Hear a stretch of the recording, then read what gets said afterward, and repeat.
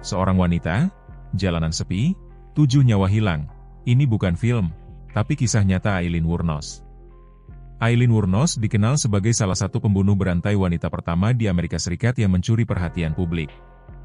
Lahir dalam kemiskinan, Aileen tumbuh dalam lingkungan yang keras dan penuh pelecehan. Sejak remaja, ia hidup di jalanan, menjual diri demi makan.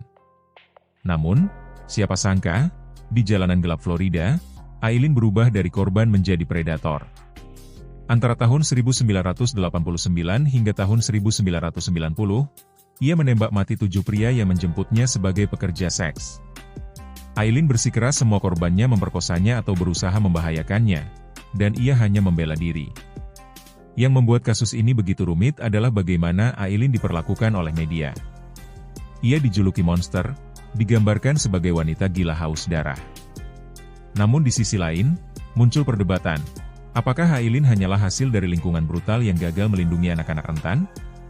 Beberapa jurnalis bahkan menyebut Aileen sebagai korban sistem yang diabaikan, lalu dijadikan sensasi saat ia berubah menjadi pembunuh. Dalam interogasi, Aileen menunjukkan sisi rapuh dan marah. Ia sering menangis, kadang tertawa histeris, seolah menantang dunia yang memperlakukannya bak sampah sejak lahir. Salah satu aspek paling menarik adalah bagaimana Aileen dijebak oleh orang-orang terdekatnya sendiri. Tyra Moore, kekasihnya, bekerja sama dengan polisi untuk menangkapnya. Panggilan telepon Tyra digunakan untuk memancing Aileen mengaku. Dari sinilah rekaman pengakuan brutal Aileen menjadi bahan dokumentasi. Ia berbicara belak-belakan tentang bagaimana ia menembak para korban, kadang tanpa penyesalan, kadang dengan air mata.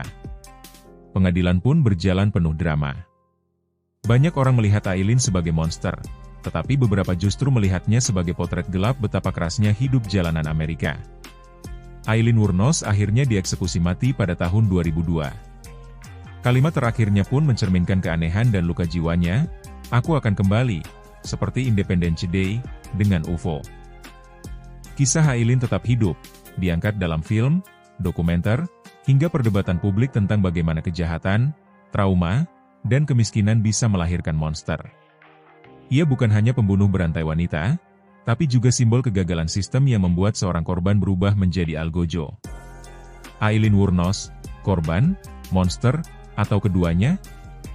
Tulis pendapatmu di komentar dan subscribe untuk kisah kriminal kelam lainnya.